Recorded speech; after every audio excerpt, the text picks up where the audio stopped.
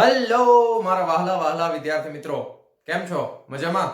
મારું નામ છે ફલ્ગુન નાદરોજા, હું રાજકોટથી છું અને તમે જોઈ રહ્યા છો ફિઝિક્સ વિથ ફલ્ગુન સર. અને વહાલા વિદ્યાર્થી મિત્રો, અત્યારે આપણે જોઈ રહ્યા છીએ ધોરણ 11 ફિઝિક્સ ચેપ્ટર નંબર 5 ગતિના નિયમો અને એનું સ્વાધ્યાય, કે જેમાં લાસ્ટ લેક્ચરની અંદર આપણે સ્વાધ્યાયના 5.1 થી લઈ અને 5.9 સુધીના દાખલાઓ જોયેલા છે. અને આજે આપણે શરૂ કરવા જઈ રહ્યા છીએ એના પછીના દાખલાઓની સાથે. તો નિયમ પ્રમાણે તમારી પાસે ટેક્સ્ટ બુક હોવી જરૂરી છે, સાદું કેલ્ક્યુલેટર હોવું જરૂરી છે, બુક અને પેન, આટલી વસ્તુઓ સાથે રાખીને આપણે બેસવાનું છે. તો ચાલો શરૂ કરીએ આજનો લેક્ચર સ્વાધ્યાયના 5.10મા નંબરના પ્રશ્નની સાથે. તો જો શું કહે છે પ્રશ્ન, આપણને રકમ ધ્યાનથી વાંચવાની છે કે 0.40 કિલોગ્રામ દળના અને પ્રારંભમાં ઉત્તર દિશામાં 10 મીટર પ્રતિ સેકન્ડની ઝડપથી ગતિ કરતા એક પદાર્થ પર 8 ન્યૂટનનું બળ દક્ષિણ દિશામાં 30 સેકન્ડ સુધી લાગે છે. બળ લગાડવાની ક્ષણને t બરાબર 0 અને તે સ્થાનને x બરાબર 0 લઈને t બરાબર -5 સેકન્ડ, 25 સેકન્ડ, 100 સેકન્ડ સમયે તેના સ્થાન શોધો. ખ્યાલ આવ્યો તમને? રકમ જોઈને કઈ થોડું ખબર પડી? હવે જે ખબર છે એ લખતા જઈએ, એમાં કઈ બહુ મોટી વાત છે નહીં. તો લખી નાખીએ આપણે સ્વાધ્યાયનો 5.10મા નંબરનો પ્રશ્ન છે. ચાલો આટલી વસ્તુ નોટ ડાઉન કરી લીધી. હવે જે આપેલું છે એ લખી નાખીએ. સૌથી પહેલા દળ આપેલું છે m બરાબર 0.4 કિલોગ્રામ. 40 લખ્યું છે એટલે 0.4 લખો ચાલે. દળના એક પદાર્થ દળના અને પ્રારંભમાં ઉત્તર દિશામાં 10 મીટર. તો પ્રારંભિક વેગ છે અને આપણે v0 કહી દઈએ. v0 બરાબર 10 મીટર પ્રતિ સેકન્ડ. કઈ દિશામાં છે? તો કે n દિશામાં. n એટલે નોર્થ. ઓકે, v0 છે એ કેટલું છે? v0 10 મીટર પ્રતિ સેકન્ડ ઉત્તર દિશામાં પદાર્થ પર 0.8 નો દક્ષિણ દિશામાં 30 સેકન્ડ સુધી લાગે છે. હવે બળ જે લાગે છે F બરાબર કેટલું છે? તો કે 8 ન્યૂટન જેટલું લાગે છે. પણ આ બળ કેટલા સમય સુધી લાગે છે? તો કે t બરાબર 30 સેકન્ડ સુધી લાગે છે. t બરાબર 30 સેકન્ડ. હવે આ t જે છે ને એ બળ લાગવા માટેનો સમય છે. ક્લિયર? આ t છે એ કયો છે? તો કે બળ લાગવા માટેનો સમય 30 સેકન્ડ સુધી લાગે છે. એટલે t બરાબર 0 થી શરૂ કરી 1 2 3 4 એવું ક્યાં સુધી લાગશે? તો કે 30 સેકન્ડ સુધી લાગશે. ધ્યાનથી સમજજો. ઓકે, હવે આપણને એમ કીધું છે કે t બરાબર -5 સેકન્ડ, 25 સેકન્ડ અને 100 સેકન્ડ સમય તેના સ્થાન શોધો. એટલે ધારો કે આપણે t1 લઈ લઈએ -5 સેકન્ડ, તો આ સમયનું સ્થાન છે ધારો કે x1 બરાબર ક્વેશ્ચન માર્ક. આ ગોતવાનું આપણે, બરાબર? આપણે અહીંયા ક્વેશ્ચન માર્ક કરી નાખીએ. હાલો બસ. પછી t બરાબર t2 સમય લઈ લે. એ કેટલો સમય છે? તો કે ભાઈ એ છે 25 સેકન્ડ. ઓકે, એ સમયનું સ્થાન ધારો કે x2 છે, ગોતવાનું છે. ચાલો. પછી t3 બરાબર કેટલો સમય છે? 100 સેકન્ડ. હાલો, કશો વાંધો નહીં. હાલો, અહીંયા સ્થાન શોધવાનું છે x3. ચાલો, આટલી વસ્તુ ગોતવાની છે. ધ્યાનથી સમજજો. હવે આપણે આને આકૃતિ દોરીને સમજવાનો પ્રયત્ન કરીએ. તમને જો ખાસ કન્સેપ્ટ સમજવાનો છે, બાકી તો સાવ એકદમ ઈઝી દાખલો છે. કોઈ આમાં બહુ અઘરી વસ્તુ નથી. તમારે અહીંયા પૂર્વ, પશ્ચિમ, ઉત્તર, દક્ષિણ એમ રાખવું તો ભલે તમને ખબર છે. બળ છે એ કઈ દિશામાં લાગે છે? અહીંયા હું લખી નાખું છું નોર્થ અને સાઉથ. ઓકે, સાઉથ એટલે દક્ષિણ, એસ દિશામાં. અથવા ગુજરાતીમાં તમારે દક્ષિણ દિશામાં લખો તોય વાંધો નથી. આ દક્ષિણ દિશામાં લાગે છે. અને પ્રારંભિક વેગ કઈ દિશામાં છે? ઉત્તર દિશામાં. તો બે જ દિશા ધ્યાનમાં લેવાની છે, ઉત્તર અને દક્ષિણ. તો ઉત્તર દિશા છે એને આપણે ધન અક્ષ તરીકે લેવાના છે અને દક્ષિણ દિશા છે એને ઋણ અક્ષ તરીકે લેશું. ધારો કે તો આપણને અક્ષમાં મજા શું આવે? તો કે સમક્ષિતિજ અક્ષ આ રીતે હોય તો મજા આવે. તો આપણે આ જ રીતે રાખો, કાંઈ વાંધો નથી. અહીંયા ધન x રાખો, અહીંયા ઋણ x રાખો. આને છે એ ઉત્તર દિશા રાખો એટલે નોર્થ, અને આને છે દક્ષિણ દિશા એટલે સાઉથ રાખો. ચાલો, અહીંયા આગળ પ્રારંભિક સ્થાન એટલે કે અહીંયા x બરાબર 0 લઈ લઈએ મીટરમાં અને સમય t બરાબર 0 લઈ લઈએ. હવે અહીંયા આગળ -5 સેકન્ડ એટલે શું? તો તમને એમ થાય છે ઘડિયાળ તો કોઈ દિવસ ઊંધી ફરે નહીં. તો અહીંયા સમય -5 સેકન્ડ એટલે શું? આમાં ઘડિયાળ ઊંધી ફરતી હશે? તો કે ના. તમે માપવાનું ક્યાંથી ચાલુ કરો છો? તો કે અહીંયા આ સ્થાનથી માપવાનું શરૂ કરો છો. તો અહીંયા આગળ જે તમે 0 સેકન્ડ લ્યો છો તો એના આગળનો સમય તમારે ગણવાનો, કે જ્યારે પદાર્થનું સ્થાન અહીંયા હતું એની પહેલાની 5 સેકન્ડે, એની પહેલાની, માઈનસ એટલે એના પહેલાની, પ્લસ એટલે એના પછીની. આ સમય પહેલાનો સમય એટલે એની આગળનો, આ સમય પછીનો સમય એટલે પાછળનો. તો આના પહેલાની જે 5 સેકન્ડ હતી એને આપણે -5 લેશું. એ સમયે એનું સ્થાન શું હતું? તો કે x1 હતું. હવે બળ ક્યારે લાગે છે? તો કે બળ છે ને એ 30 સેકન્ડ સુધી લાગે છે. એટલે તમારે આને આમ સમજવાનું કે t બરાબર 0 સેકન્ડ થી t બરાબર 30 સેકન્ડ સુધી આ બળ લાગે છે. કેટલા સમય સુધી? t બરાબર 0 થી 30. તો -5 સેકન્ડે શું આ બળ લાગતું હશે? તો કે ના. -5 સેકન્ડે શું આ બળ લાગતું હશે? તો કે ના. બળ તો માત્ર 0 થી 30 સેકન્ડ સુધી લાગે છે. તો જે સમયે બળ નથી લાગતું, જે સમયે બળ લાગતું નથી, તો આપણે કેવી ગતિ ગણવી પદાર્થની? તો તમે ખાસ ધ્યાનથી સમજો. પેલા કેસની અંદર જ્યારે આપણે t બરાબર -5 સેકન્ડ લેશું ત્યારે પદાર્થ નિયમિત ગતિ કરે છે વાલા વિદ્યાર્થી મિત્રો. નિયમિત ગતિ કરે છે કારણ કે બળ ન લાગતું હોય, કોઈ બાહ્ય બળ જ ન હોય, તો પદાર્થ પોતાનો વેગ છે એ અચળ જાળવી રાખશે.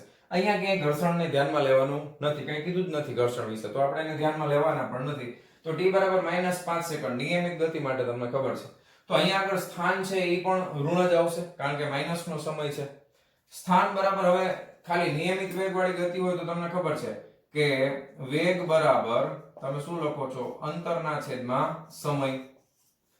તો અંતર બરાબર શું થઈ જશે? વેગ ગુણ્યા સમય. એટલે અહીંયા આગળ આપણે અંતર લખીએ x1, સમય લખીએ t, અહીંયા આગળ જે છે t1, બરાબર ને? t1.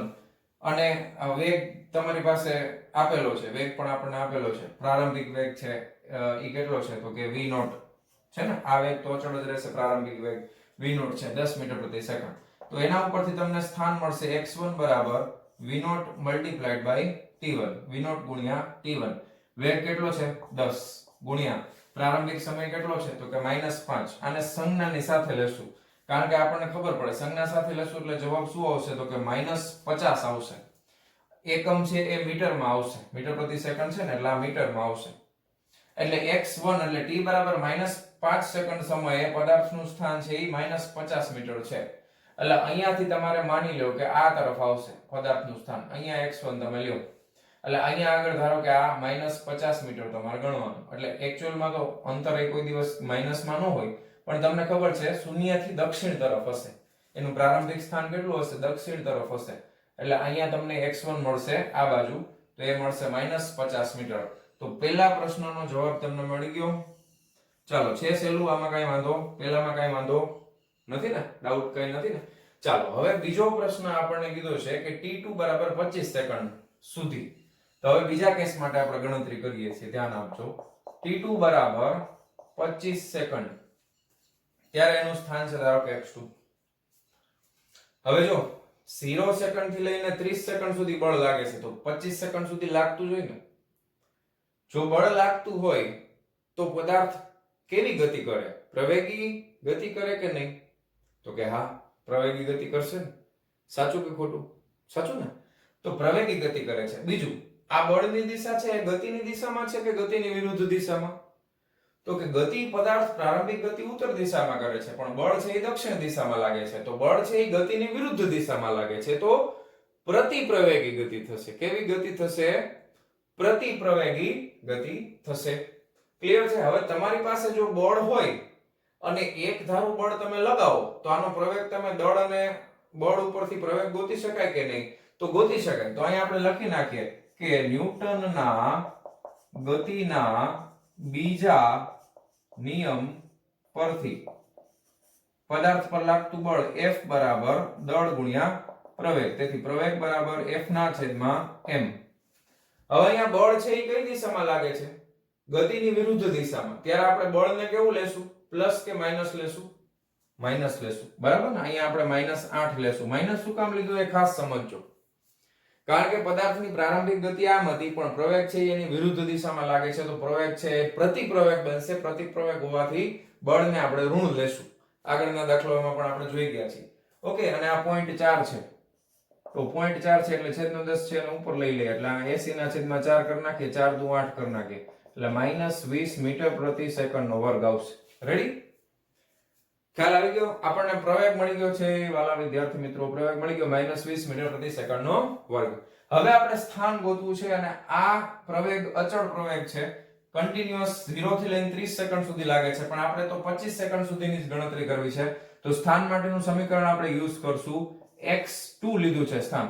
x2 બરાબર શું લેશું x0 પ્રારંભિક સ્થાન x0 બરાબર તો 0 જ છે આને આપણે x0 કહી દઈએ બસ તો પ્રારંભિક સ્થાન x0 બરાબર 0 છે તો x0 લખવાની જરૂર નથી v0t plus half at square ready ચાલો v0t v0 કેટલું છે તો કે 10 સમય કેટલો લાગે છે કેટલો લીધો છે 25 સેકન્ડ પ્લસ 1/2 a કેટલું લેવાનું -20 t નો સ્ક્વેર એટલે 25 નો વર્ગ આ થઈ જશે -10 25 દાણ 250 આ પ્લસ માઈનસ માઈનસ 25 નો વર્ગ 625 અને આ મીંડું એક્સ્ટ્રા 6250 માઈનસ 1 પ્લસ 250 છે તો આ -6000 મીટર આવે એટલે કે તમે આને કિલોમીટરમાં ફેરવી નાખો તો 1 કિલોમીટર બરાબર 1000 મીટર થાય એટલે આ થઈ જશે -6 કિલોમીટર ઓકે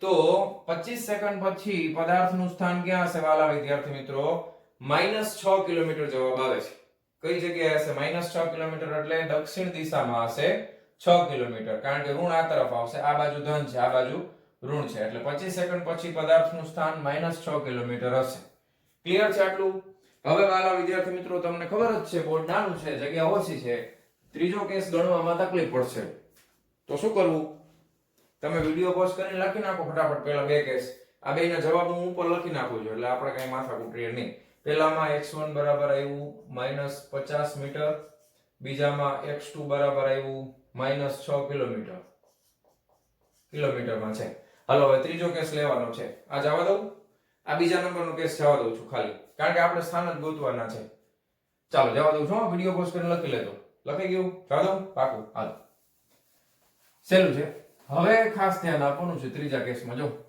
બહુ મસ્ત આપ્યું છે જો કેટલો સમય આપ્યો છે તો કે 100 સેકન્ડ ત્રીજા કેસમાં 100 સેકન્ડ આપ્યું છે વાલા વિદ્યાર્થી મિત્રો આઈ જવા દઉં છું જવા દઉં ને વિડિયો પોઝ કરી લખી લેજો જવા દઉં હવે ત્રીજા કેસમાં 100 સેકન્ડ આપ્યું છે પણ બળ કેટલી સેકન્ડ સુધી લાગે છે ભાઈ પૂરેપૂરી 100 તો કે ના બળ તો માત્ર 30 સેકન્ડ સુધી જ લાગે છે 30 સેકન્ડ પછી બળ લાગતું નથી ખ્યાલ આવી ગયો બળ કેટલી સેકન્ડ સુધી લાગે છે 30 સેકન્ડ સુધી 30 સેકન્ડ પછી કોઈ બળ લાગતું નથી 30 સેકન્ડ પછી કોઈ બળ ન લાગતું હોય તો એનો વેગ કેવો થઈ જશે અચળ થઈ જશે ખ્યાલ આવી ગયો તમને 30 સેકન્ડ સુધી જ બળ લાગે છે 30 સેકન્ડ પછી બળ લાગતું નથી એટલે વેગ એનો થઈ જશે અચળ 30 સેકન્ડ પછી તો 30 સેકન્ડ સુધી કેટલું અંતર કાપશે એ આપણે ગણવું પડશે પ્રથમ 30 સેકન્ડમાં કપાયેલું અંતર તો આ અંતરને છે ને આપણે બે ભાગમાં વિભાજિત કરવું પડશે x3 બરાબર એક તમારે લેવું પડશે x30 બરાબર છે આ સમય મેં લીધો છે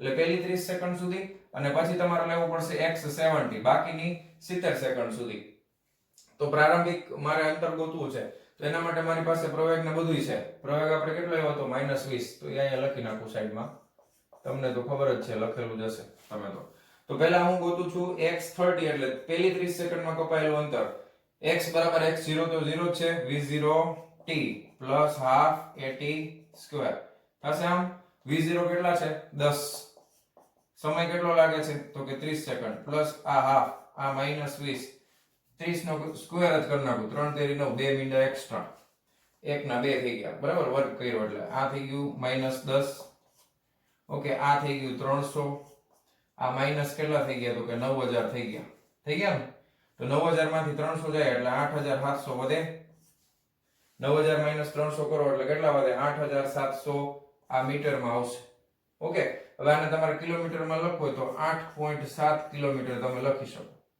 અને માઈનસમાં આવશે જો માઈનસમાં આવશે સ્થાન છે એટલે -8.7 કિલોમીટર એટલે તમારે સમજવાનું દક્ષિણ દિશામાં -8.7 કિલોમીટર થશે રેડી હવે અહીંયા આગળ જ્યારે પહોંચી જશે ભાઈ ખાસ ધ્યાન આપજો તો હવે તમારે પાછળની જે 70 સેકન્ડ છે એના માટે વેગ શું લેવો તો ખાસ ધ્યાન આપજો અહીંયા આગળ તમારો પ્રારંભિક વેગ v0 હોય એના ઉપર બળ લાગે પ્રવેગ લાગે અહીંયા પહોંચો ત્યારે કંઈક વેગ v થાય હવે અહીંયા આગળથી તમે બળ લગાડવાનું મૂકી દેશો તો આખો જ્યાં સુધી તમે અંતર કાપશે પદાર્થ અનંત અંતર ત્યાં સુધી એનો વેગ કેટલો રહેશે v રહેશે નહીં કે v0 અહીંયા પાછી ભૂલ નથી કરવાની સમજ્યા તમે અહીંયા આગળ તમારે હવે અહીંયા આગળ વેગની ગણતરી કરવાની છે અંતરની તો એના માટે પ્રારંભિક વેગ છે અહીંયા આગળ જે એનું 30 સેકન્ડ પછી એનો જે વેગ હશે ને એ તમારે વેગ અહીંયા લેવો પડશે ખ્યાલ આવી ગયો? કારણ કે v0 તો પ્રારંભિક વેગ છે, 30 સેકન્ડ પછી એ પ્રારંભિક વેગ સાથે કાંઈ લેવા દેવા નથી આપણે.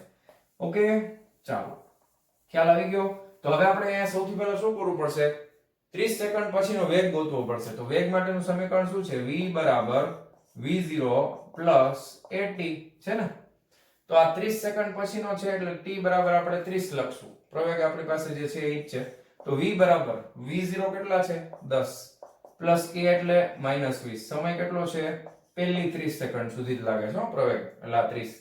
ધ્યાન આપજો. 10 માઈનસ 3 દુ કેટલા થઈ ગયા? 600. બરાબર?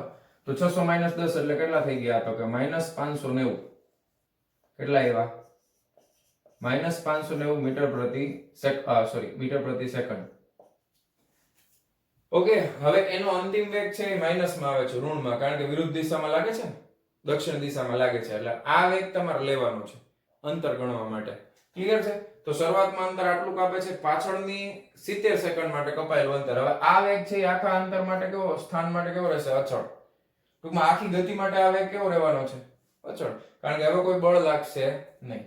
તેથી તમે લખી શકો કે x 70 જે બાકીની 70 સેકન્ડમાં કપાયેલું અંતર છે એના માટે મારે શું કરવું પડશે? વેગ બરાબર અંતરના છેદમાં સમય. તો અંતર બરાબર વેગ ગુણ્યા સમય. તો અહીંયા આપણે લેશું વેગ v ગુણ્યા સમય લેશું t. હવે આ t એટલે કેટલી લેવાની છે? 70 સેકન્ડ લેવાની છે, ધ્યાન આપજો. તો -590 ગુણ્યા આ આપણે લેશું 70. એટલે મારે હવે કરવું પડશે, જો કેલ્ક્યુલેટરમાં તમે કરો, હાલો. 590 multiplied by 70, 41300. કેટલા આવ્યા? 41300 માઈનસ 41300 મીટર આવે છે, એટલે આ -41.3 કિલોમીટર થાય. ઓકે, બરાબર સમજાણું બધાને? તેથી લખી શકાય કે પદાર્થનું t બરાબર 100 સેકન્ડ પછી નું સ્થાન x3 બરાબર, ત્રીજા નંબરનું x3 બરાબર x30 પ્લસ x70. એટલે આ થઈ જશે -8.7 પ્લસ, પણ આ કેટલા છે? -41.3. એટલે પ્લસ માઇનસ માઇનસ થયા.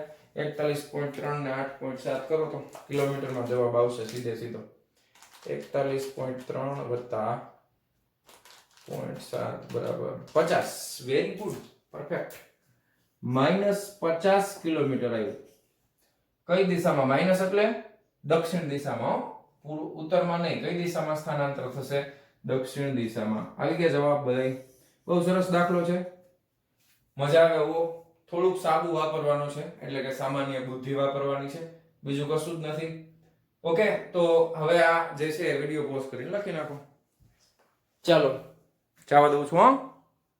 ચાલો વિદ્યાર્થી મિત્રો, હવે આપણે જોશું સ્વાધ્યાયનો 5.11 નંબરનો પ્રશ્ન. ચાલો લખી નાખીએ. સ્વાધ્યાય 5.11. ચાલો, શું કહે છે?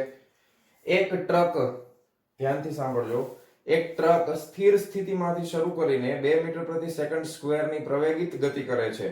t બરાબર 10 સેકન્ડે ટ્રકની ઉપર ઊભેલી જમીનથી 6 મીટર ઊંચાઈએ એક વ્યક્તિ પથ્થરને પડવા દે છે. t બરાબર 11 સેકન્ડે પથ્થરના વેગ અને b પ્રવેગ કેટલા હશે? હવાનો અવરોધ અવગણો.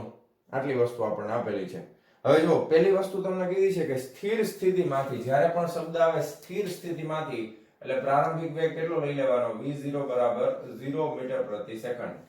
ઓકે, 2 મીટર પ્રતિ સેકન્ડ સ્ક્વેરની પ્રવેગિત ગતિ કરે છે, એટલે એનો પ્રવેગ આપણે લખી નાખીએ a બરાબર 2 મીટર પ્રતિ સેકન્ડનો વર્ગ. t બરાબર 10 સેકન્ડે ટ્રકની ઉપર ઊભેલી એક વ્યક્તિ પથ્થરને પડવા દે છે. તો પથ્થરને જ્યારે મુક્ત પતન કરાવો છો 10 સેકન્ડ પછી, ત્યારે તમારે પ્રારંભિક સમય t1, અત્યારે આપણે t1 લખીએ તો t1 બરાબર કેટલું લેશું? તો કે 10 સેકન્ડ.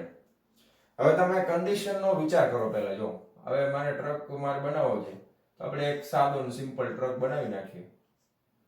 બમ્પર ટ્રક આ રીતનો કંઈક હશે, સમજજો બરોબર. ઓકે, હવે ટ્રકમાં તો ઘણા ટાયર હોય, નથી લાગતું, બરોબર જામતું નથી. ચાલો આ રીતે રાખીએ. બસ આવો કંઈક ટ્રક છે, સમજો ને યાર, મોટું થઈ ગયું થોડું. આ ટ્રક છે. હવે સમજ્યા ને તમે? હવે આના ઉપર એક મસ્ત વ્યક્તિ ઉભો છે અને એ બાજુ પથ્થર હાથમાં રાખીને ઉભો છે. બોલો, આ રીતનો પથ્થર છે. ટ્રક આગળ તરફ ગતિ કરે છે, પ્રવેગિત ગતિ કરે છે. હવે જો કે 10 સેકન્ડ પૂરી થાય ત્યારે ટ્રક પાસે કઈક અંતિમ વેગ હશે ને, કારણ કે એની ગતિ કેવી છે તો કે પ્રવેગિત ગતિ છે. પછી એ પથ્થરને શું કરાવે છે? જો t બરાબર 10 સેકન્ડ ટ્રકની ઉપર ઉભેલી એક વ્યક્તિ પથ્થરને 10 સેકન્ડ એ પડવા દે છે. પડવા દે છે એટલે મુક્ત પતન, બરાબર. અને t બરાબર 11 સેકન્ડે પથ્થરના વેગ અને પ્રવેગ કેટલા હશે? હવાનો અવરોધ અવગણો અને જમીનથી 6 મીટર ઊંચાઈએ છે. આ વસ્તુ તમને એક આપેલી છે વધારાની, કે આ જે ઊંચાઈ છે એ જમીનથી કેટલી છે? તો ધારો કે આ જમીન ઉપર ટ્રક હાલતો હોય ને, તો આ જમીનની સપાટી થઈ ગઈ. ચાલો, તો આ જે છે એ 6 મીટર ઊંચાઈ ઉપર છે. ક્લિયર? હવે સૌથી પહેલા આપણે શું કામ કરશું? ધ્યાન આપજો કે ટ્રક જમણી તરફ ગતિ કરે છે, તો આપણે 10 સેકન્ડ પછી ટ્રકનો વેગ કેટલો હશે એ આપણે ગોતવું પડશે. આપણી પાસે પ્રવેગ છે, પ્રારંભિક વેગ છે, તો ગતિનું કયું સમીકરણ વપરાય? પહેલું, v બરાબર v0 plus a into t. થાય કે નહીં? v બરાબર v0 પ્લસ at. તો અંતિમ વેગ v બરાબર v0 તો શૂન્ય છે, પ્લસ a પ્રવેગ કેટલો છે? 2. સમય એટલે t1 લેશું આપણે, 10 સેકન્ડ, 10 દુ 20. તો વેગ થઈ જશે 20 મીટર પ્રતિ સેકન્ડ. ખ્યાલ આવ્યો? કઈ દિશામાં છે વેગ? આ સમક્ષિતિજ દિશામાં છે. હવે આને આપણે એક કામ કરીએ, યામાક્ષ પદ્ધતિ લઈ લઈએ તો વધારે મજા આવશે. ઓકે, આ પથ્થર જે હાથમાં પકડેલો છે આ તરફ આપણે ધન x દિશા લઈ લઈએ. જો આ રીતે યામાક્ષ પદ્ધતિ લેશું આપણે.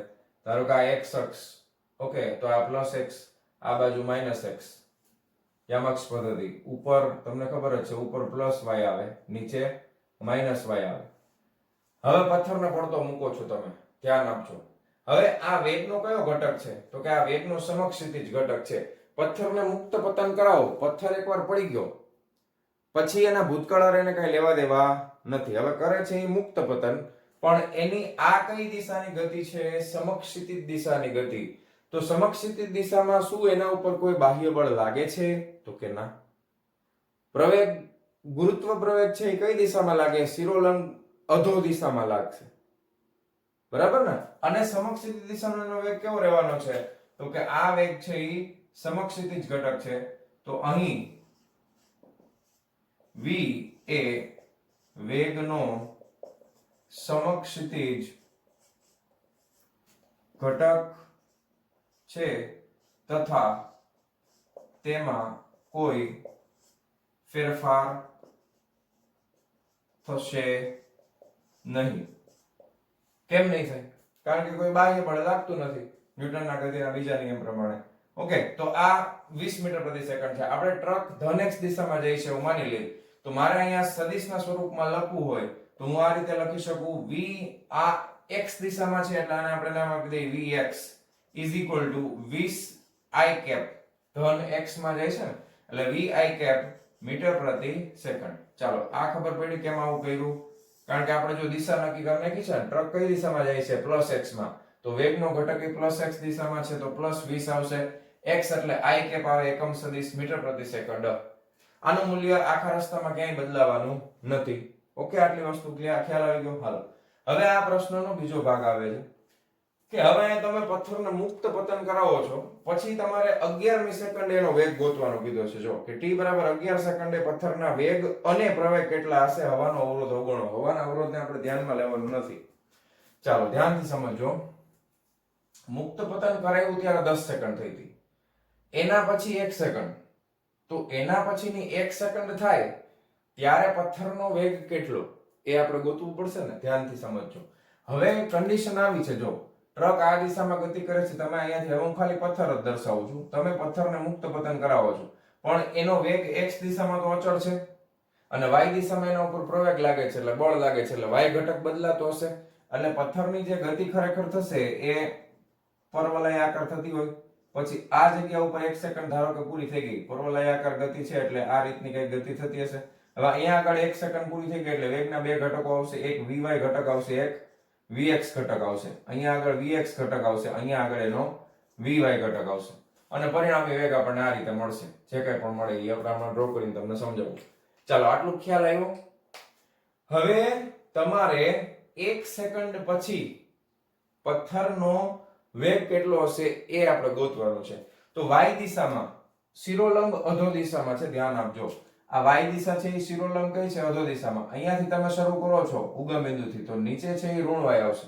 તો અહીંયા આગળ આપણે પ્રવેગને ગુરુત્વ પ્રવેગ લેવો પડશે. જ્યારે ધ્યાન આપજો, જ્યારે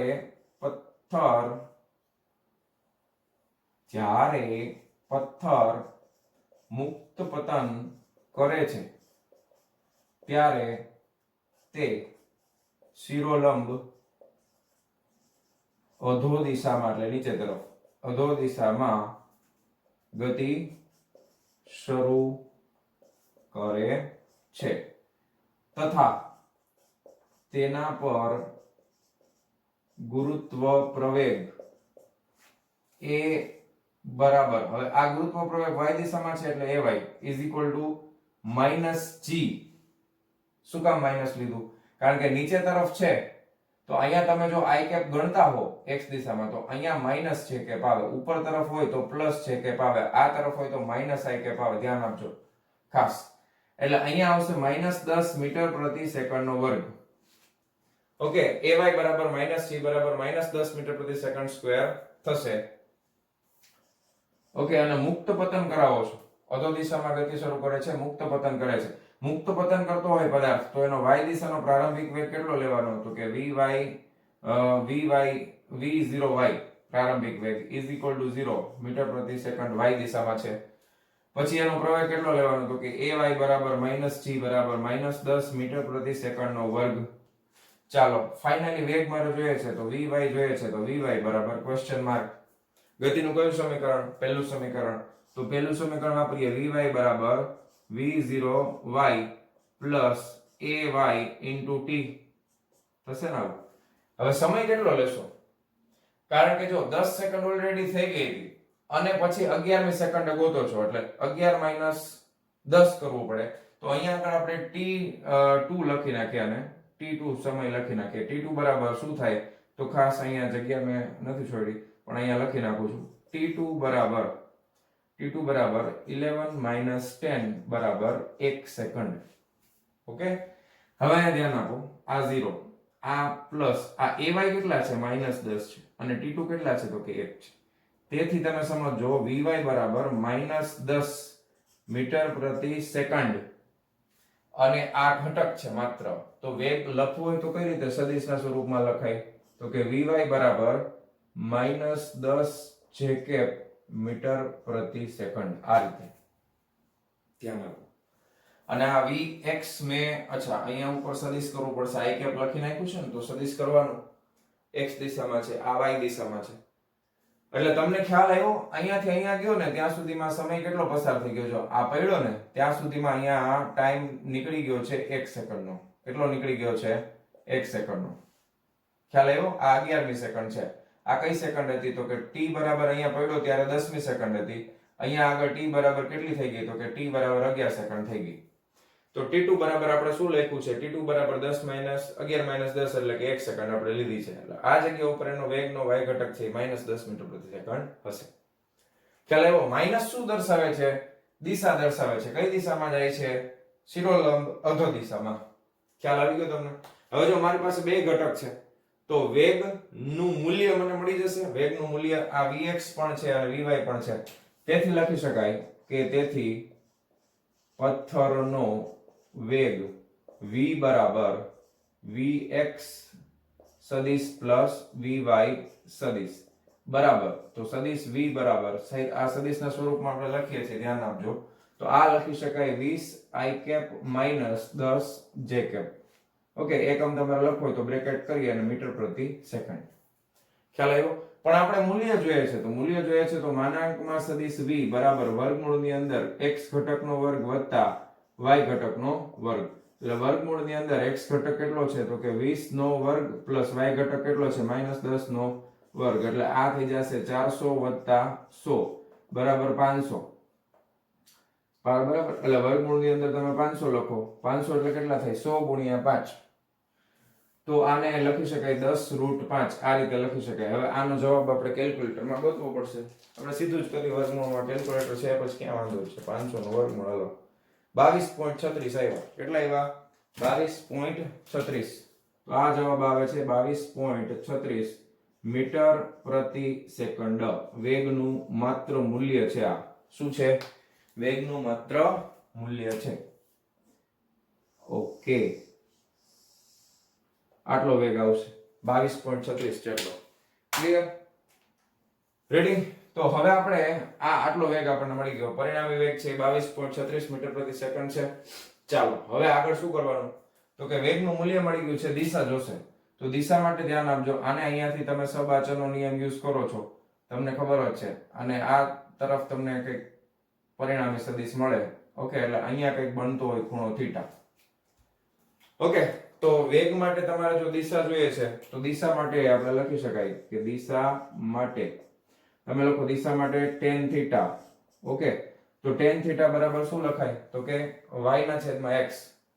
તો કે સદિશ vy ના છેદમાં, અથવા તો ખાલી ઘટકની વેલ્યુ ઘટક લખીએ આપણે, તો vy ના છેદમાં vx is equal to vy કેટલા છે ધ્યાન આપજો, નીચે તરફ છે એટલા માટે ખૂણામાં આપણે જ્યારે vy ની કિંમત મૂકશું ત્યારે કેટલી મૂકશું? અહીંયા -10 મૂકશું. અને અહીંયા vx નું મૂલ્ય છે 20 મૂકશું. તો આ થઈ જશે -1/2.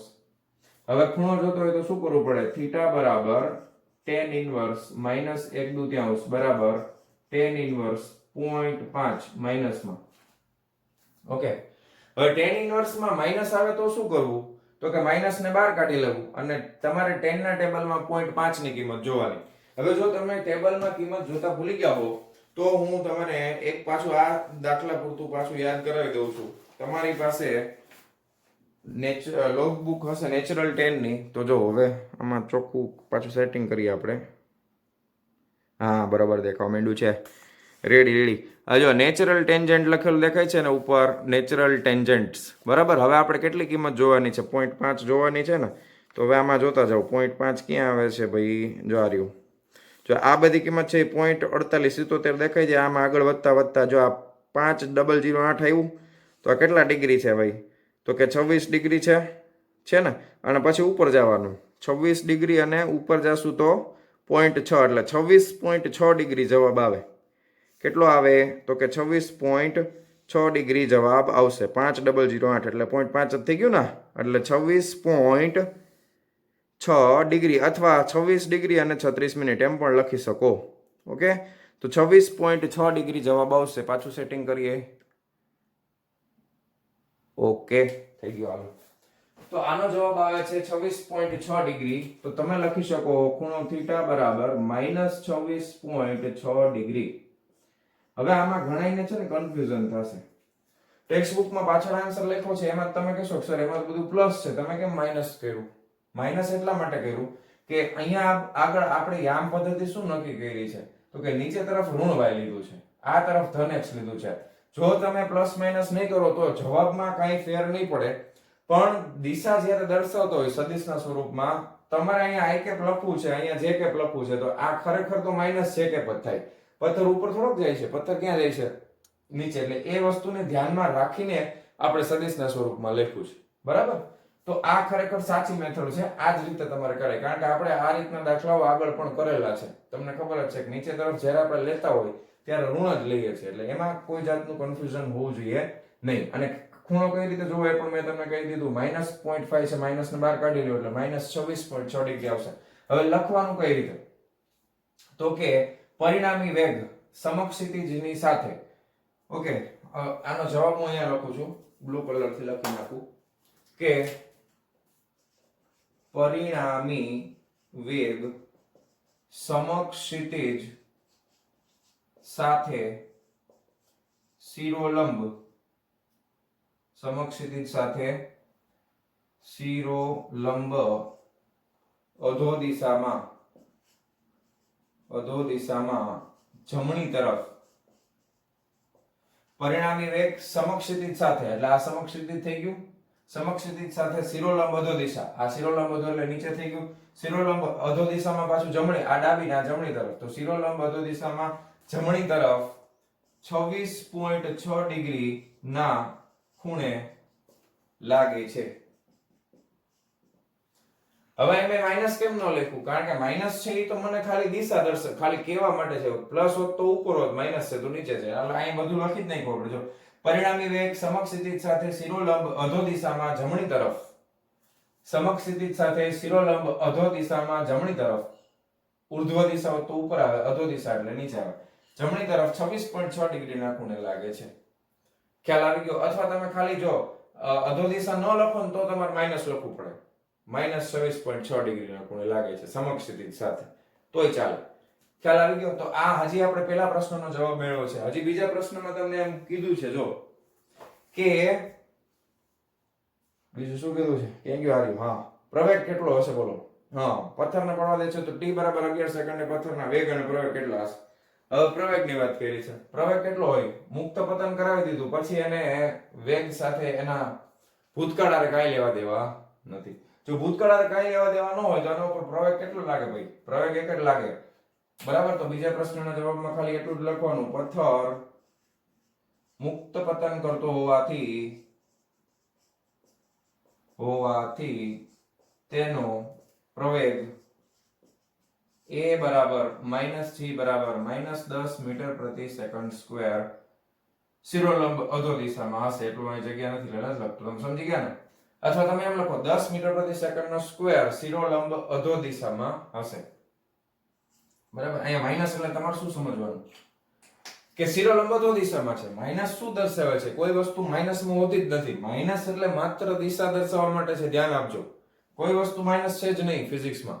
માઈનસ માત્ર દિશા દર્શાવે. જ્યારે સદિશની વાત કરતા હોય ત્યારે માઈનસ માત્ર દિશા દર્શાવે છે. શિરોલંબ અધો દિશામાં ગુરુત્વ પ્રવેગ નીચે તરફ હોય. તો આ લખી નાખો. દાખલા સ્વાધ્યાયનો 5.11 નંબરનો પ્રશ્ન આ રીતે સોલ્વ કરવાનો છે. લખી નાખો ફટાફટ વિડિયો પોઝ કરીને. ચાલો જવા દઉં છું. હા, ચાલો વિદ્યાર્થી મિત્રો, હવે આપણે જોશું સ્વાધ્યાયનો 5.12 નંબરનો પ્રશ્ન. લખી નાખીએ સ્વાધ્યાય 5.12. ચાલો, શું કહે છે? એક ઓરડાની છત પરથી 2 મીટર લાંબી દોરી વડે 0.1 કિલોગ્રામ દળના લટકાવેલા એક ગોળાને દોલિત કરવામાં આવે છે. લોલકની જેમ. દોલિત એટલે આમથી આમ, આમથી આમ. તેના મધ્યમાન સ્થાને ગોળાની ઝડપ 1 મીટર પ્રતિ સેકન્ડ છે. ગોળાને જ્યારે પહેલું તેના કોઈ એક અંત્ય સ્થાને હોય અને બીજું તેના મધ્યમાન સ્થાને હોય ત્યારે દોરીને કાપવામાં આવે તો ગોળાનો ગતિપથ કેવો હશે? ચાલો હવે આપણે પરિસ્થિતિ ખાલી ડ્રો કરીએ. આમાં કોઈ જાતની ગણતરી નથી વાલા વિદ્યાર્થી મિત્રો. તમે ખાલી સમજો કે આ રીતની દોરી હતી. બરાબર. અહીંયા ગોળો લટકાવેલો છે. હવે આ ગોળો છે ને દોલિત કરે છે. તો ધારો કે એ દોલિત થતો હશે. તમે લોલક તો જોયું જોઈએ. હવે ધારો કે અહીંયા સુધી આવે છે, મહત્તમ અહીંયા સુધી પહોંચે છે. તો કોઈ અંતિમ સ્થાન આપણે દોરવું હોય તો આ રીતે દોરી શકાય. હવે આ મધ્યમાન સ્થાને છે ત્યારે આનો વેગ કેટલો છે તમને આપ્યો છે. જો 1 મીટર પ્રતિ સેકન્ડ છે કે નહીં? ઓકે. અને આ અંતિમ સ્થાન છે. ઓકે. આ મધ્યમાન સ્થાન અને મહત્તમ અહીંયા સુધી પણ લઈ શકો અથવા તો અહીંયા સુધી પણ તમે લઈ શકો. બે પરિસ્થિતિ સાચી છે. કોઈ પણ એક બાજુ તમે લ્યો. આનાથી વધારે ઉપર જતો નથી. ગોળો જ્યારે તમને ખબર છે અહીંયા આવશે ત્યારે આ જગ્યા ઉપર એનો વેગ કેટલો થાય? તો કે 0. તત્સર્વમ શૂન્યમ શૂન્યમ. અહીંયા આગળ વેગ કેટલો થાય? 0 જ થાય ને. કારણ કે અહીંયા પહોંચી ગયો એટલે હવે અહીંયા ઊભો રહેશે ક્ષણ માટે અને પછી નીચે આવશે. કારણ કે વિરુદ્ધ દિશામાં જવાનું છે ને. પહેલા આમ જતો તો હવે આમ જશે. તો અહીંયા આગળ મહત્તમ સ્થાન છે એનો વેગ જે છે કોઈ અંત્ય સ્થાને હોય. એટલે પહેલામાં તમે જવાબમાં લખો કે જ્યારે તે કોઈ અંત્ય સ્થાને હશે ત્યારે તેનો પરિણામી વેગ 0 છે. જ્યારે ગોળો તેના કોઈ એક અંત્ય સ્થાને હોય. ઓકે. હા, જ્યારે ગોળો કોઈ એક અંત્ય સ્થાને હશે ત્યારે તેનો વેગ 0 થશે. અંત્ય સ્થાને છે એટલે એનો વેગ કેવો થઈ જશે? 0. ખબર પડી ગઈ? હવે વેગ 0 હોય અને દોરી કાપો, અને જો દોરી કાપવામાં આવે તો તે કઈ અવસ્થા ગણાય? હવે અહીંથી દોરી કાપી નાખો તો પ્રારંભિક વેગ 0, x દિશામાં 0 છે અને y દિશામાં, તો તે મુક્ત પતન ગણાશે. શું ગણાય? મુક્ત પતન ગણાશે. ઓકે. તેથી તેનો ગતિપથ સુરેખ હશે. મુક્ત પતન થશે, અહીંયા કોઈ બીજો વેગ જ નથી, મુક્ત પતન થાય અહીંથી કાપી નાખો એટલે એની ગતિ કેવી થઈ જાય? સુરેખ પથ ઉપર થઈ જાય કે નહીં? સીધે સીધો નીચે જ આવશે, બરાબર છે. તો તેનો ગતિપથ સુરેખા બનશે. તેનો ગતિપથ કેવો બનશે? સુરેખા બનશે. ઓકે, અધો દિશામાં સુરેખ માર્ગ ઉપર નીચે આવશે. તો આપણને ગતિપથ જ પૂછ્યા છે, કોઈ જાતનું કેલ્ક્યુલેશન તો છે નહીં જોવામાં ખાસ. અને હવે જો બીજો પ્રશ્ન, તેમાં ગતિપથ કેવો હશે? હવે તેના મધ્યમાન સ્થાને ત્યારે દોરીને કાપવામાં આવે તો ગોળાનો ગતિપથ કેવો હશે? તો બીજા પ્રશ્નમાં જ્યારે મધ્યમાન સ્થાને છે ત્યારે, બરાબર. તો જ્યારે ગોળો મધ્યમાન સ્થાને હશે ત્યારે, જ્યારે ગોળો મધ્યમાન સ્થાને હશે ત્યારે સમક્ષિતિજમાં એનો વેગ હશે. જો લોલકમાં આ બાજુ જાય છે ને આમ, તો સમક્ષિતિ દિશામાં વેગ આ તરફ હશે. તમે સમજજો બરોબર હો. જો આમ જતો હશે, ત્યાંથી જો આમ ફરીને આમ આવે ને તો ત્યારે અહીંયા આગળ આ દિશામાં હશે. તમે કોઈ એક ક્ષણે ગણો છો એટલે સમક્ષિતિ દિશામાં આગળ તરફ અથવા પાછળ તરફ એનો વેગ છે, તો વેગનો એક ઘટક તો છે જ. તો હવે અહીંયાથી તમે જ્યારે દોરીને કાપશો ત્યારે એનો સમક્ષિતિ વેગનો ઘટક અચળ રહેશે. તો જ્યારે ગોળાનું મધ્યમાન સ્થાને હશે ત્યારે જો દોરી કાપવામાં આવે તો તેનો વેગનો સમક્ષિતિજ ઘટક અચળ રહેશે, બરાબર. સમક્ષિતિજ ઘટક તો અચળ છે અને અહીંયાથી કપાઈ જાય છે એટલે એક એના ઉપર બળ લાગશે, ગુરુત્વ બળ F બરાબર mg જેટલું. અને આ ગુરુત્વ બળની અસર હેઠળ એનો ગતિપથ કેવો બનશે? પ્રક્ષિપ્ત પદાર્થની જેમ ગતિ કરવાનું શરૂ કરશે ને, કારણ કે નીચે તરફ બળ લાગશે એટલે વેગનો એક અધો દિશાનો ઘટક મળશે અને બે ઘટકના લીધે ગતિપથ અને સમક્ષિતિજ ઘટક અચળ છે પાછો. તો ગતિપથ જે છે એ પ્રક્ષિપ્ત પદાર્થની જેમ ગતિ કરશે, અચળ રહેશે અને પદાર્થ પ્રક્ષિપ્ત પદાર્થની ગતિને અનુસરતો હોવાથી તેનો ગતિપથ આકાર કેવો બનશે? પરવલયાકાર બનશે. તમને ખબર છે પ્રક્ષિપ્ત ગતિ હોય તો એનો ગતિપથનો માર્ગ કેવો હોય? તો કે પરવલયાકાર હોય, બરાબર ને. તો એનો ગતિપથનો માર્ગ જે છે એ પરવલયાકાર બનશે. બસ આટલું 2 વાક્ય લખવાના છે, વાર્તા પૂરી થઈ ગઈ. કઈ કેલ્ક્યુલેશન છે નહીં. ચાલો વિડિયો પોઝ કરીને લખી નાખો ફટાફટ. જવા દઉં છું. ચાલો જવા દઉં છું. ચાલો વિદ્યાર્થી મિત્રો, હવે આપણે જોવાના છે સ્વાધ્યાયનો 5.13 નંબરનો પ્રશ્ન. ફટાફટ સ્વાધ્યાય 5.13. ચાલો શું કહે છે પ્રશ્ન કે 70 કિલોગ્રામ દળનો એક માણસ એક લિફ્ટમાં વજન કાંટા પર ઊભો છે. નીચેના દરેક કિસ્સામાં વજન કાંટા પરનું અવલોકન કેટલું હશે? માણસનું દળ આપણે લખી નાખીએ m બરાબર 70 કિલોગ્રામ. લિફ્ટ તો તમને ખબર જ છે, એમાં પાછું વજન કાંટા ઉપર ઊભો છે. હવે લિફ્ટ ઉપર તરફ 10 મીટર પ્રતિ સેકન્ડની નિયમિત ઝડપથી ગતિ કરે છે. જો તમે મારા બધા લેક્ચર જોયેલા હશે તો આ જ ચેપ્ટરના લેક્ચર નંબર 9 ની અંદર મેં તમને વસ્તુ સમજાવેલી છે, ઝડપીય અને અઝડપીય નિર્દેશ ફ્રેમ. અઝડપીય નિર્દેશ ફ્રેમનો દાખલો આપણે અત્યારે જે કરી રહ્યા છીએ બેઠે બેઠું છે, એના ડેટા થોડાક અલગ હતા, આના ડેટા થોડાક અલગ છે. જો તમે એ ન જોયો હોય તો પ્લીઝ મહેરબાની કરીને જોઈ લેજો, તો તમને ખ્યાલ આવશે. કારણ કે આ ટોપિક, આની થિયરી છે, ટેક્સ્ટબુકમાં આપેલી નથી, છતાં મેં તો તમને સમજાવેલી છે. લેક્ચર નંબર 9 માં જજો, કેવી રીતે જવાનું, પ્લેલિસ્ટમાં જવાનું. આ ચેપ્ટરનું પ્લેલિસ્ટ છે લોઝ ઓફ મોશન, એમાં જવાનું. એમાં લેક્ચર નંબર 9 ઉપર લખેલું હશે 09, લોઝ ઓફ મોશન 09 લખેલું હશે, એ જોઈ લેજો. ઝડપીય અને અઝડપીય નિર્દેશ ફ્રેમ સમજાવેલી છે. ઓકે, એના ઉપરથી છે નીચેના દરેક કિસ્સામાં વજન કાંટા પરનું કેટલું હશે, અવલોકન કેટલું હશે. પહેલો કિસ્સો આપણે લખીએ કે લિફ્ટ ઉપર તરફ 10 મીટર પ્રતિ સેકન્ડને નિયમિત ઝડપથી ગતિ કરે છે. તો પહેલા કિસ્સાની અંદર ઉપર તરફ 10 મીટર પ્રતિ સેકન્ડની નિયમિત ઝડપથી ગતિ કરે છે. તો પહેલા કિસ્સામાં હું તમને સમજાવું. ધારો કે આ કોઈ લિફ્ટ છે, આ લિફ્ટમાં અહીંયા વજન કાંટો છે, આ વજન કાંટા ઉપર એક વ્યક્તિ ઊભો છે સરસ મજાનો. ઓકે, હવે આ વ્યક્તિ ઉપર તરફ ગતિ કરે છે લિફ્ટ અચળ વેગથી. v બરાબર માત્ર મૂલ્ય લખીએ છીએ આપણે 10 મીટર પ્રતિ સેકન્ડ. હવે નિયમિત ઝડપ માટે ન્યૂટનનો ગતિનો પહેલો નિયમ લાગુ પડે. કોઈ બાહ્ય નિયમિત ગતિ ક્યારે થઈ શકે કે કોઈ બાહ્ય બળ લાગતું નથી ત્યારે. જો કોઈ બાહ્ય બળ લાગતું ન હોય તો માત્ર આ વ્યક્તિ ઉપર કયું બળ લાગતું હોય તો કે આ વ્યક્તિ છે એના ઉપર નીચે તરફ એક જ બળ લાગતું હોય. કયું? તો કે ગુરુત્વ પ્રવેગના લીધે એનું વજન બળ. તો વજન કેટલું થશે? W બરાબર mg. તો તમે અહીંયા લખી શકો કે અહીં નિયમિત ગતિ થતી હોવાથી બાહ્ય બળ શૂન્ય છે. ઓકે, નિયમિત ગતિ થતી હોવાથી બાહ્ય બળ શૂન્ય છે. તેથી તેના પર માત્ર ગુરુત્વ પ્રવેગ અથવા તો ગુરુત્વાકર્ષણ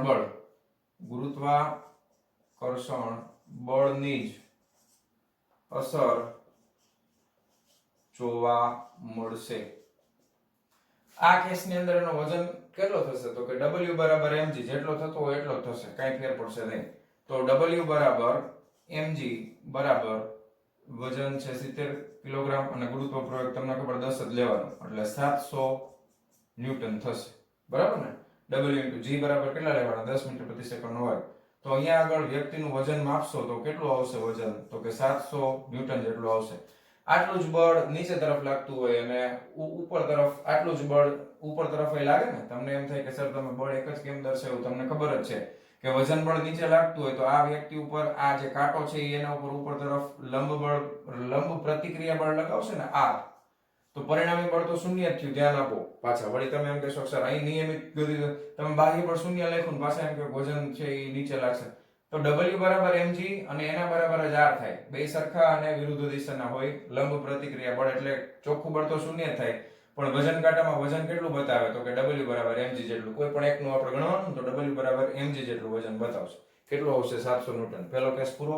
હાલ પછી બીજા કેસમાં આગળ વધીએ. બી શું કીધું છે? લિફ્ટ નિમ્ન દિશામાં એટલે અધો દિશામાં. હવે આકૃતિ દોરશો તો વધારે આઈડિયા આવશે. જો ભલે આપણે રફલી દોર નાખવાની, એમાં કઈ બહુ મોટો પ્રશ્ન નથી. સિમ્પલ ને સાદી દોર નાખો તોય થોડુંક આપણે વ્યક્તિ નાનો ટૂંકો થઈ ગયો છે. અહીંયા રાખીએ. હવે લિફ્ટ ક્યાં જાય છે તો કે લિફ્ટ જાય છે નિમ્ન દિશામાં, આ તરફ જાય છે. 5 મીટર પ્રતિ સેકન્ડ સ્ક્વેર ના નિયમિત પ્રવેગથી ગતિ કરે છે ભાઈ. a બરાબર 5 મીટર પ્રતિ સેકન્ડ સ્ક્વેર ના નિયમિત પ્રવેગથી લિફ્ટ નીચે જાય છે. ક્લિયર છે? હવે એક વસ્તુ તો ફિક્સ જ છે કે આ વ્યક્તિ હોય તો આ વ્યક્તિ ઉપર નીચે તરફ એક તો એનું વજન બળ W બરાબર mg તો લાગતું જ હોય. આ તો ફિક્સ જ છે. હવે નિયમિત પ્રવેગ છે 5 મીટર પ્રતિ સેકન્ડ નો સ્ક્વેર નીચે તરફ લાગે છે. તો વ્યક્તિ પોતે પણ નિયમિત પ્રવેગી ગતિ કરતી હોય ને, પ્રવેગી ગતિ કરશે ને. હવે પ્રવેગી ગતિ કરે તો એને કહેવાય અજડત્વીય નિર્દેશ ફ્રેમ. અજડત્વીય નિર્દેશ ફ્રેમ હોય તો એનો આભાસી પ્રવેગ છે એને આપણે વિરુદ્ધ દિશામાં લેવો પડે. એટલે આભાસી પ્રવેગને આપણે ઉપર તરફ ગણવો પડશે. થિયરીમાં બધું સમજાવેલું છે. આભાસી પ્રવેગ એટલે AP થઈ જશે. ઉપર તરફ આપણે લેશું એટલે -5 મીટર પ્રતિ સેકન્ડ નો વર્ગ થઈ જશે. ઓકે, એટલે એના લીધે ઉપર તરફ એક આભાસી બળ લાગશે FP જેટલું. બરાબર? ઉપર તરફ કેટલું બળ લાગશે? FP જેટલું આભાસી બળ લાગશે. હવે FP ઉપર લાગે છે, mg નીચે લાગે છે. તો નેટ ફોર્સ ટૂંકમાં કુલ ચોખ્ખું બળ એના ઉપર કેટલું લાગશે એ આપણે ગણતરીમાં લેવું પડે.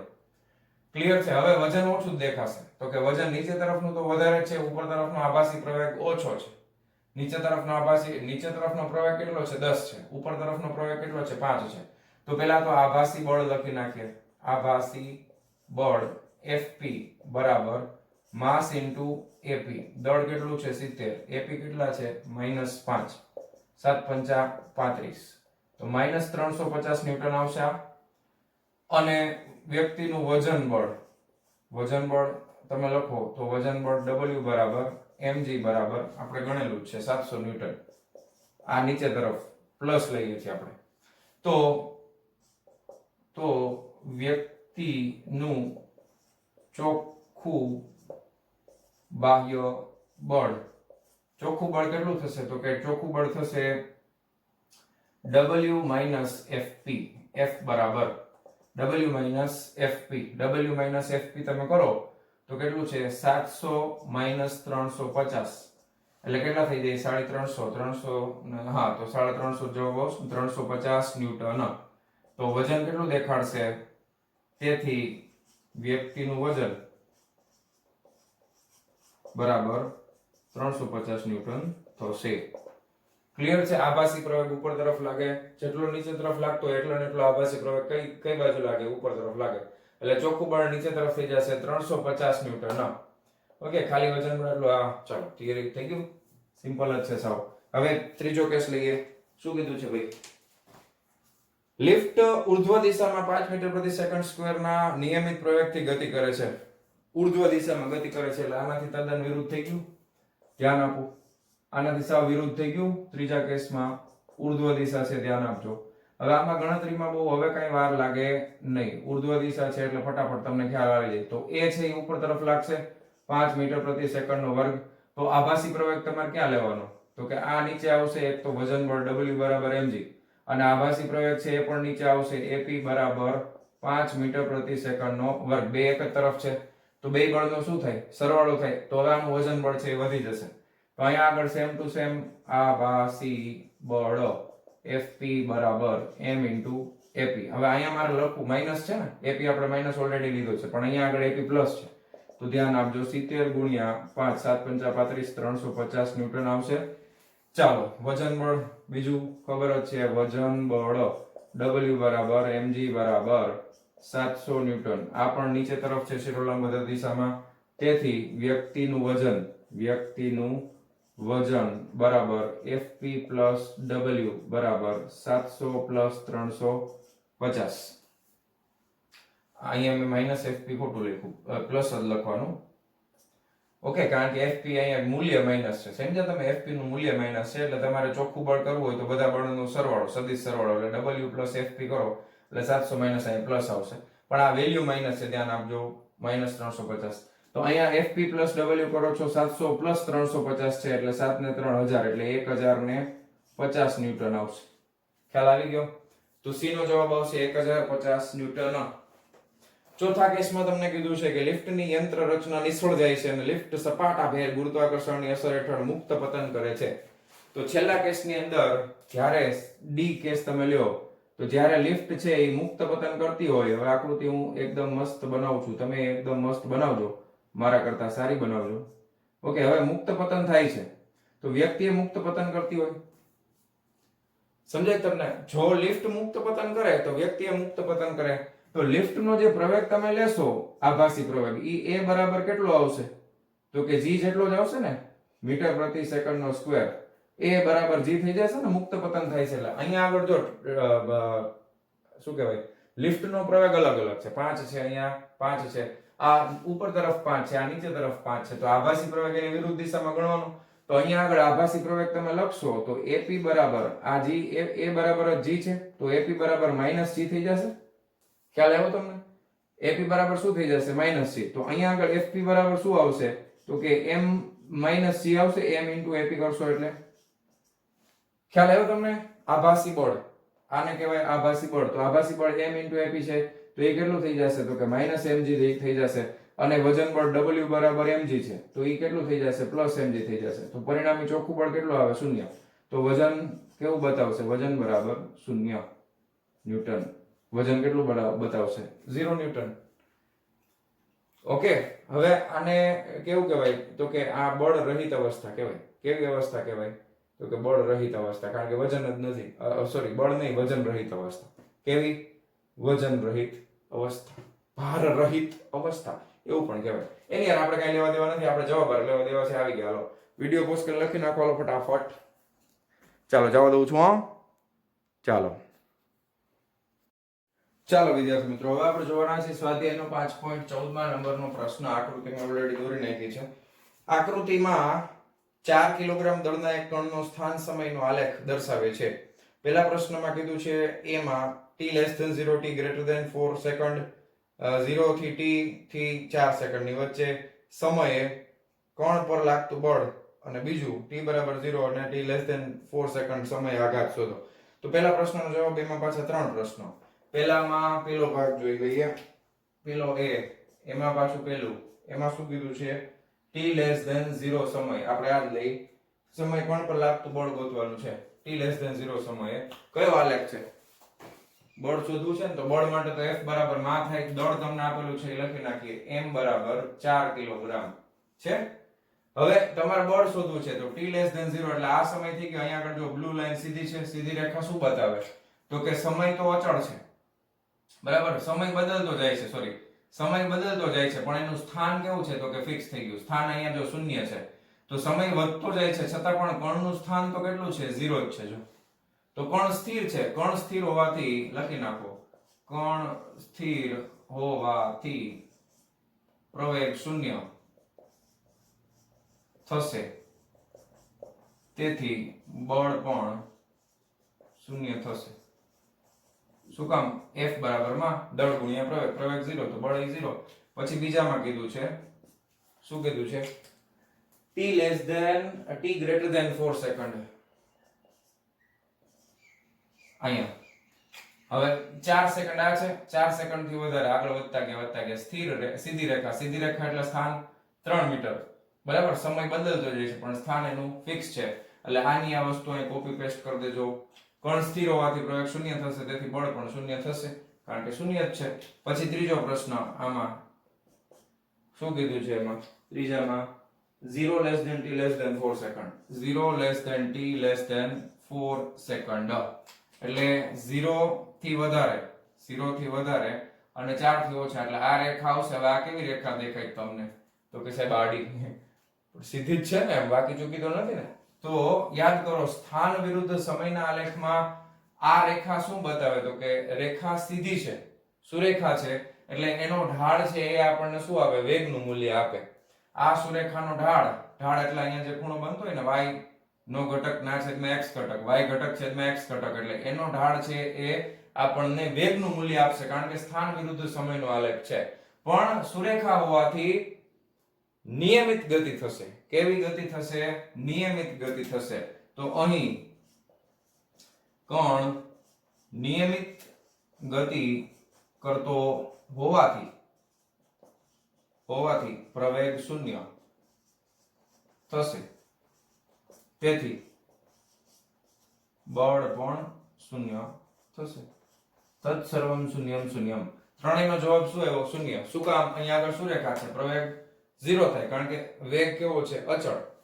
ઓકે, હવે બીજો પ્રશ્ન હવે આપણે ધ્યાનમાં લઈ. બીજો પ્રશ્ન બી કે t બરાબર 0 અને t લેસ ધેન 4 સેકન્ડ સમય આઘાત શોધો. તો પહેલા આપણે t બરાબર 0 સમયે આઘાત, આ t બરાબર 0 સમયે આઘાત શોધવો છે. તો જો t બરાબર 0 સમયે તમે અહીંયા આગળ વેગમાનનો ફેરફાર લેવો પડે.